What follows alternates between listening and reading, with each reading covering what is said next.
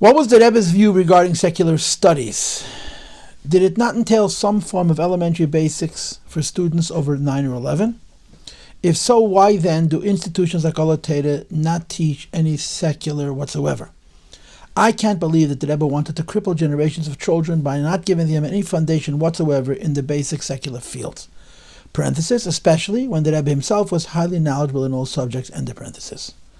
Not everyone is cut out to be a shliach or a teacher, parenthesis, and as they have no other option, they would obviously be very poor at their perpetuating the cycle over again, and this time with poor, worse teachers at the helm, end of parenthesis.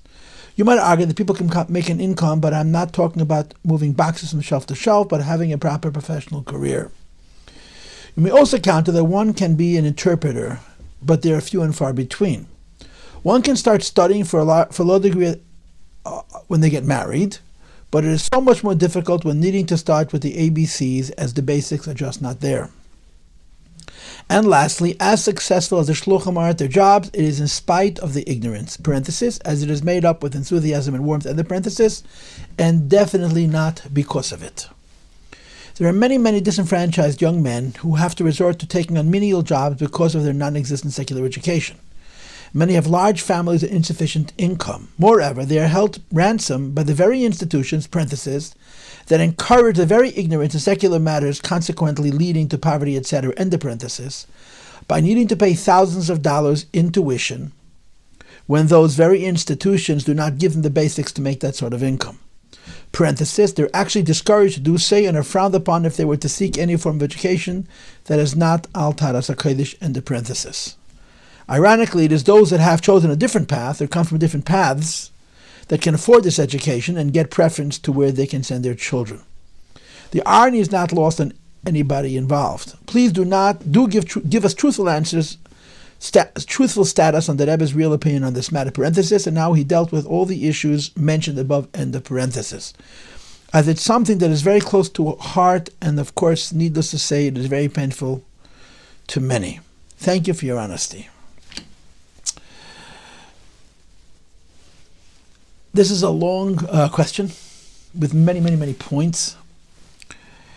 I am going to try my best to address each point. I'm not going to answer each point. I'm going to try and address each point. But there are two things that need to be said up front that are both very, very important.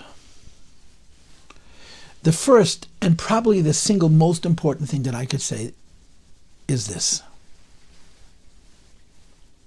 Every parent has responsibility for his or her children. Period.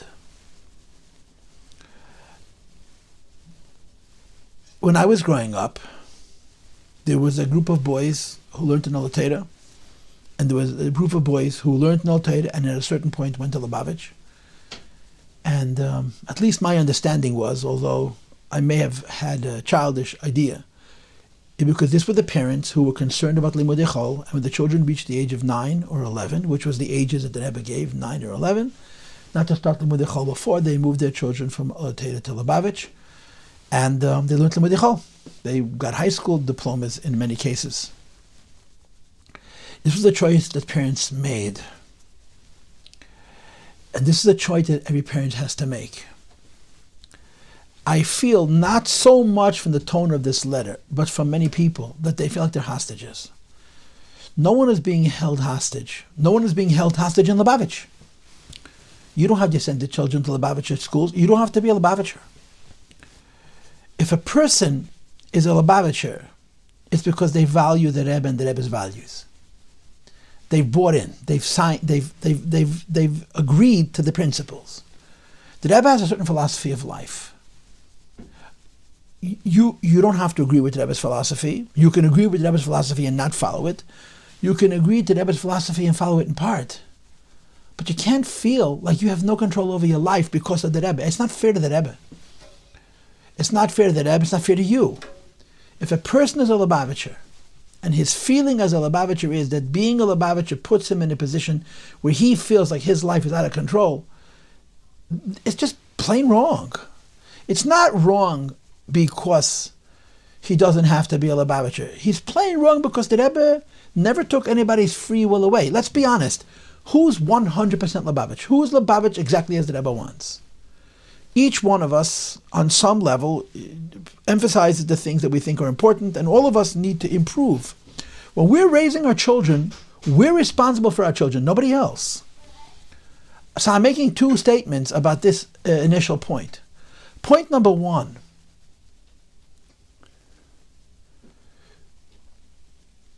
If you are worried about your children's parnasa enough, that in your mind, limud chol, from whatever age, is so critical that they need to get it, do it for them. However you do it for them, inside the school, outside the school, don't blame the school. The schools are doing what the schools are doing. Whether the schools are right or wrong is a different point. You're a parent. You have children. Take care of them. Raise them. Just like you teach your children how to brush their teeth and throw out the garbage, you can teach them how to be human beings.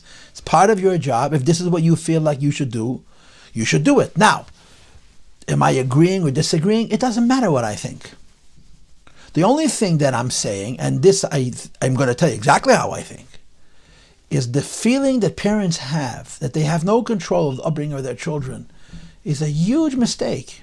The worst thing a parent can do to his child is not raise him or her.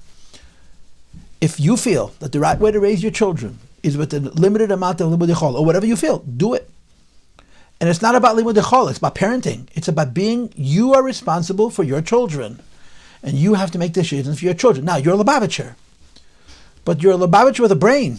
And you have to use your own judgment. There's more than one school in Lubavitch. There's more than one option in Lubavitch. You have choices. And I'm not just saying this because I'm trying to deflect the question.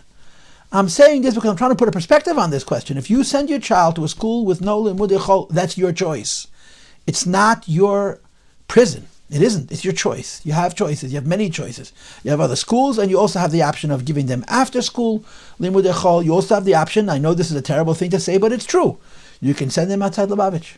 Now, I'm not telling you what I think about these things, but I am telling you that I think this, that if you're a parent and you don't have responsibility for your children in your own judgment, that's a bigger crime than anything else. You have to raise your kids as you think you should.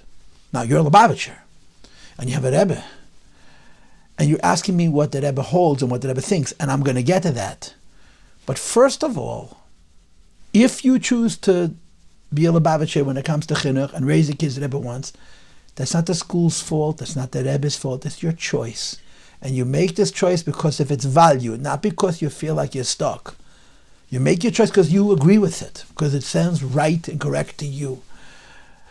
And again, I'm not saying this to push the blame back. I'm saying this because worse than giving a child limud chol or not giving a child limud chol is not giving the child anything. And as a parent, you give your child your values, your philosophy of life, whatever it is. And hopefully that philosophy is consistent with the Rebbe's philosophy, hopefully more rather than less. But this is how you have to parent. You have to parent from strength. This is what I believe. When you go out on dates and you meet a boy or a girl and you talk about the children you're going to raise and how you're going to raise them. This is one of the discussions that comes up. And it's a deliberate choice. And it's not a deliberate choice to not have a choice. It's a deliberate choice to choose this for the value that this has. So I feel this way very, very strongly. And again, I'm not saying this to deflect the question. I'm saying this to empower parents.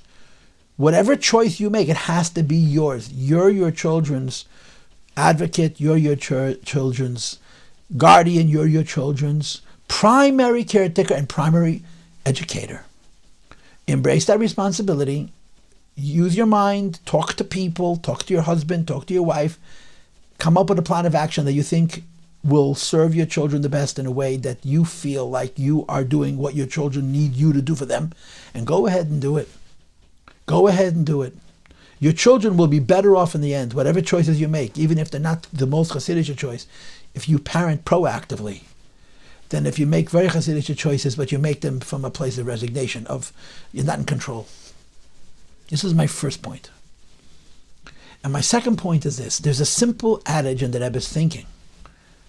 And that is that education is not about parnasa, period. Cheder and yeshiva is not about parnasa. It's not. It's about making Jews. That's how it was in the old country, and that's how it is now. That's how the Rebbe thinks of it. Parnasa is a reality that's incredibly important and incredibly serious. And I think more than anything else, it keeps more people worried than people worry about health, than people worried about shidduchim, people worry about Yiddishkeit, even though of all the things I just listed, Parnasa is the least important, but the fact of life is people worry about Parnasa more than anything else. But the Rebbe never saw chinuch as a Parnasa consideration. The American public school, I don't even think the American public school originally was about making a living. It was about educating people. They should be intelligent, they should be informed, they should be able to read and write, they should be able to dialogue, engage in discussion on a higher and more intelligent level. Chinuch, yeshiva education is not about preparing people for making a living. It is about preparing people for life. But life is Yiddishkeit. Life is our values. Life is our ability to get married and stay married. Life out is about dedicating ourselves to our children. Life is about giving to other people. Life is about taking on the mature, responsible things that too many adults in our civilization couldn't be bothered with because they would like to have entertainment in their life. And we teach our children our values so they shouldn't follow those people and that way of life, and they should choose this way of life. And that's the foundation of the Rebbe's approach of Taras HaKodesh. When the Rebbe spoke that Sicha, Simchas Teira Tafshin Tezvav, which is printed, the Manichim, the transcribers write that they don't have all the words that Rebbe said, but that the Rebbe used incredibly severe and critical language. And the essence of the Rebbe's position was that for 3,000 years, Jews educated children. The public school educational system is how old? 150 years old? Before that, most people were totally illiterate, except for the very rich, who paid for their children's education privately. Jews always educated their children, always. And the education was cheder, and cheder was Yiddishkeit, period, the end. Plenty of kids in Poland spoke Polish with an accent. They spoke Russia with an accent because they were raised to be Yiddish kinder. And in those countries, there was anti-Semitism and there was real poverty. Not the kind of poverty that you describe in this paper, but real poverty. And the Rebbe's objection was, we come to a country which is not only free, but incredibly kind, historically kind to the Jewish people. And we just accepted, in all schools, that half a day has to be choil, without even questioning it. It bothered the Rebbe that nobody even said, this is not how we educate kids. It never was. It never was. Education was never about Parnasa. It wasn't. It was about Yiddishkeit, which is about Torah. It was about Torah. And that's what concerned the Rebbe. And the Rebbe said he wants parents to at least delay giving their children secular education until the age of 9 or 11. The Rebbe said if we up to him, he would say higher ages. He's just afraid to say it because he doesn't want to offend people. And that's as much as I'm going to say in this segment, and I'll continue Mitzvah Hashem in the next.